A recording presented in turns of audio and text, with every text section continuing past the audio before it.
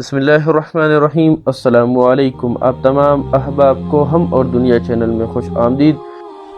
دوستو، کعبہ کو ہر سال ایام حج کے دوران 9 ذی الحج کو نئے غلاف سے مزین کیا جاتا ہے۔ دستکاری کے ماہر کاریگر خانہ کعبہ کے غلاف پر سونے اور چاندی کے داغوں سے قرآن پاک کی آیت تحریر کرتے ہیں۔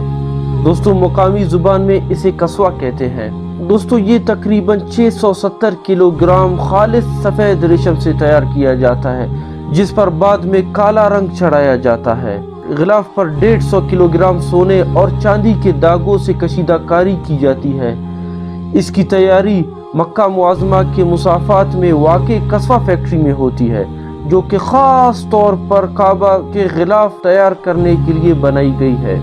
دوستو، خانہ کعبہ کا غلاف کپڑے کے 47 ٹکڑوں پر مشتمل ہوتا ہے اور ہر ٹکڑے کی لمبائی 14 میٹر اور چوڑائی 101 سینٹی میٹر ہوتی ہے۔ حضور اکرم صلی اللہ علیہ وسلم کے زمانے میں خانہ کعبہ کا غلاف کپڑے سے تیار کیا جاتا تھا۔ ایک ہی سال میں 2 مرتبہ خانہ کعبہ کا غلاف چینج کیا جاتا تھا، ایک رمضان المبارک کے مہینے میں اور دوسرا حج کے دوران۔ دوستو، کعبہ پر غلاف چڑھانے کی ابتدا کب ہوئی اور آج تک اس کی تاریخ کیا ہے، اس بارے میں کوئی بھی تاریخ دان اس کا قدیم ریکارڈ پیش کرنے سے قاصر ہے، لیکن جو روایات علماء کرام تک پہنچی ہے ان کے مطابق کہا جاتا ہے کہ سب سے پہلے کعبۃ اللہ پر غلاف حضرت اسماعیل علیہ السلام نے چڑھایا تھا۔ اس کے بعد صدیوں تک تاریخ خاموش ہے۔ پھر یہ ذکر ملتا ہے کہ عدنان نے کعبہ پر غلاف چڑھایا۔ اس کے بعد پھر کئی عرصے بعد تک تاریخ خاموش رہی، اور پھر اس کے بعد یمن کے بادشاہ اسد اس نے سرخ رنگ کی داری دار یمنی کپڑے کا مکمل غلاف چڑھایا۔ قریش کے انتظام سنبھالنے سے غلاف کعبہ کی مکمل تاریخ ملتی ہے۔ دوستو، اس قبیلے کی روایات زمانہ اسلام تک محفوظ ہے۔ دوستو، بنی مخزوم کے ایک سردار بنو ریعہ نے قریش سے یہ بات طے کی کہ 1 سال بنی مخزوم اور 1 سال قریش غلاف چڑھائے گی۔ ناظرین اکرامی، اس کے علاوہ زمانہ جاہلیت میں یہ دستور تھا کہ عرب کے مختلف قبیلے اور ان کے سردار جب بھی زیارت کے لیے آتے تو اپنے ساتھ قسم قسم کے پردے لاتے۔ ان میں سے جتنے لٹکائے جا سکتے وہ لٹکا دیے جاتے، باقی کعبۃ اللہ کے خزانے میں جمع کر دیے جاتے۔ دوستو، جب کوئی پردہ بوسیدہ اور پرانا ہو جاتا تو اس کی جگہ دوسرا پردہ لٹکا دیا جاتا۔ ناظرین اکرامی، زمانہ نبوت سے قبل کی قریش کی تعمیر، جس میں آپ صلی اللہ علیہ وسلم بھی نفیس شریک تھے، مکمل ہونے کے بعد اہل مکہ نے بڑے اہتمام کے ساتھ کعبہ پر غلاف چڑھایا۔ اس زمانے کا ایک یہ بھی واقعہ ملتا ہے کہ ایک عورت کعبہ پر خوشبو کی دھونی دے رہی تھی کہ ایک چنگاری اڑ کر ان غلاف پر گری اور زمانہ جاہلیت کے تمام غلاف جل گئے، تو مسلمانوں نے کعبۃ اللہ پر غلاف چڑھایا۔ یہ دور اسلام کا پہلا غلاف تھا۔ ناظرین اکرامی، نبی صلی اللہ علیہ وسلم اور حضرت ابو بکر صدیق رضی اللہ تعالی عنہ نے اپنے زمانے میں کعبہ پر یمنی کپڑے کا داری دار غلاف چڑھایا۔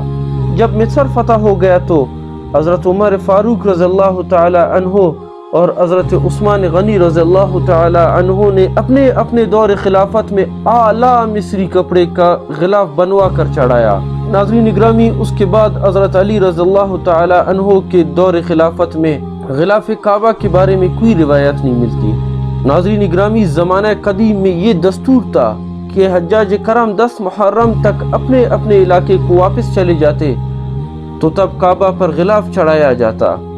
اسی طریقے پر آپ صلی اللہ علیہ وسلم اور آپ کے خلفائے راشدین کے زمانے میں عمل ہوتا رہا۔ ان کے بعد حضرت امیر معاویہ رضی اللہ تعالی عنہ نے اپنے دور خلافت میں 10 محرم کے علاوہ ایک اور غلاف عید الفطر کے دن بھی چڑھایا۔ پھر اسی طرح عبداللہ بن زبیر رضی اللہ تعالی عنہ نے اپنے دور میں یہ عمل کیا۔ ان کے بعد خلیفہ عبد المالک بن مروان کے عہد میں یہی مستقل طریقہ بن گیا جو آج تک جاری ہے۔ ناظرین اکرامی، زمانہ جاہلیت میں مختلف لوگ اپنی طرف سے یہ عمل کرتے تھے، لیکن اسلامی دور میں یہ ذمہ داری حکومت کی ذمہ داری قرار پائی۔ ناظرین اکرامی، کچھ روایات کے مطابق ام المؤمنین، ہم سب کی ماں حضرت عائشہ صدیقہ رضی اللہ تعالی عنہا سے پوچھا گیا، کیا ہم کعبہ پر غلاف چڑھائیں؟ انہوں نے فرمایا، اب تمہاری طرف سے اس خدمت کو حکمرانوں نے سنبھال لیا ہے۔ ناظرین اکرامی، عباسی خلافت کے زوال تک غلاف کی تیاری مرکزی حکومت کے زیر اہتمام ہوتی تھی۔ دوستو، جب مرکزی حکومت کا خاتمہ ہو گیا تو مختلف علاقوں کے حکمران اپنی اپنی طرف سے غلاف بنوا کر بیچتے رہے، اور بعض اوقات ایک ہی وقت میں کئی غلاف چڑھا دیے جاتے۔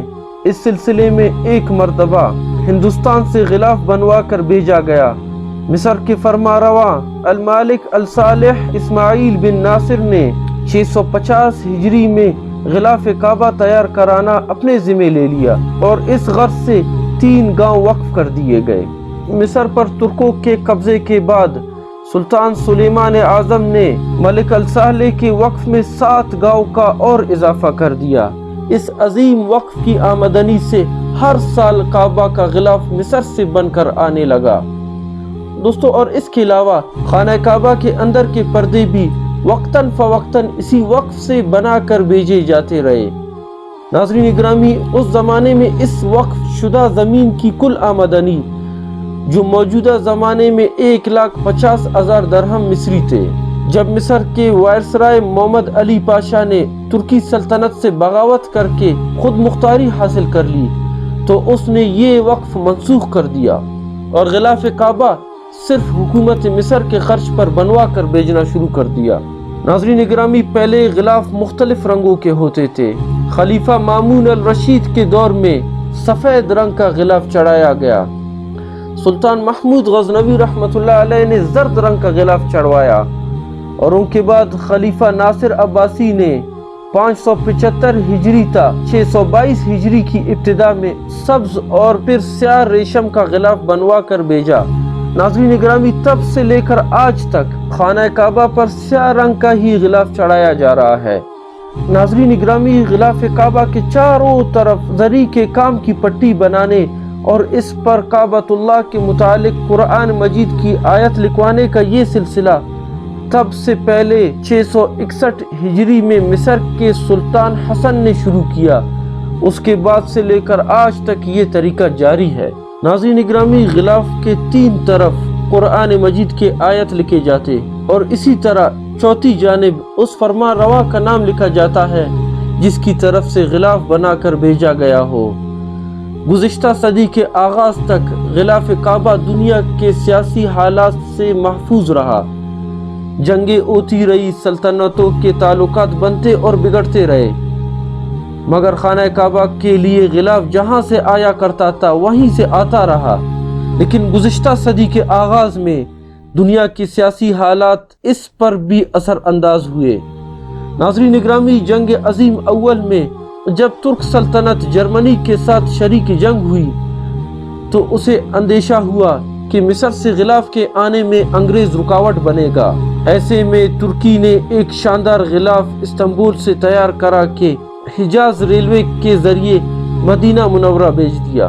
دوستو، عین اسی وقت پر مصر سے بھی غلاف پہنچ گیا تو ترکی سے آیا ہوا غلاف مدینہ منورہ میں محفوظ کر دیا گیا۔ ناظرین اکرامی، 1923 میں شریف حسین اور مصر کے آلات آپس میں خراب ہو گئے اور مصر حکومت نے عین اج کے ہی موقع پر جدہ پہنچے ہوئے غلاف کو واپس منگوا لیا۔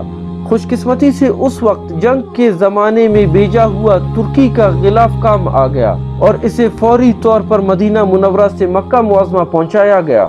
دوستو، 1925 میں سلطان ابن سعود اور شریف حسین کی لڑائی کے زمانے میں مصر سے پھر غلاف نہ آیا۔ ابن سعود نے عراق کا بنا ہوا ایک غلاف چڑھا دیا جو شریف حسین نے بنوا کر رکھا ہوا تھا، اور اس کے بعد 1927 میں ٹھیک 1 ذی الحج کو حکومت مصر نے غلاف بھیجنے سے پھر انکار کر دیا اور ابن سعود کو فوراً مکہ مکرمہ سے ایک غلاف بنوانا پڑا۔ ناظرین اکرامی، پھر اس کے بعد 1928 میں مصر سے غلاف نہ آیا اور امرتسر سے مولانا سید داؤد غزنوی رحمۃ اللہ علیہ اور مولانا اسماعیل غزنوی رحمتullah علیہ کے زیر اہتمام غلاف بنوا کر بھیجا گیا۔ ان تلخ ترجمات کی بنا پر مکہ مکرمہ میں ایک دارالکسوہ قائم کر دیا گیا تھا تاکہ مصر سے آئے دن غلاف نہ آنے کی مصیبت کا مستقل حل کر دیا جائے۔ ناظرین گرامی، اس کارخانے میں مولانا اسماعیل غزنوی رحمتullah علیہ کی مدد سے ہندوستان کے بہت سے کاریگر فراہم کیے گئے۔ 1972 میں اس کارخانے کو جدید ترین بنانے اور اس کی صلاحیتوں کو بہتر بنانے کے لیے ایک جدید کارخانے کی بنیاد خادم ارمین شریفین شاہ فہد نے رکھی، جو اس وقت وزیر داخلہ اور مجلس وزراء کے نائب تھے۔ ناظرین گرامی، 1975 میں اس جدید کارخانے کا افتتاح خادم حرمین شریفین، جو اس وقت ولی عہد تھے، انہوں نے اپنے ہاتھ سے کیا۔ اب یہ کارخانہ بنائی اور رنگائی کے جدید ترین آلات سے مزین ہے، لیکن اس کام کو مشین کے بجائے ہاتھ سے ہی انجام دیا جاتا ہے، اس لیے کہ ہاتھ کی کاریگری انسانی کمال کا فنی ورثہ تصور کیا جاتا ہے۔ ناظرین گرامی، اگر آپ کو میری یہ ویڈیو پسند آئے، اپنے قیمتی رائے مجھے کمنٹس میں دیجیے گا، اور اگر ہو سکے دوستوں کے ساتھ واٹس ایپ فیس بک پر شیئر بھی کیجیے گا۔ ملتے ہیں پھر ایک نئی ویڈیو کے ساتھ۔ اللہ حافظ۔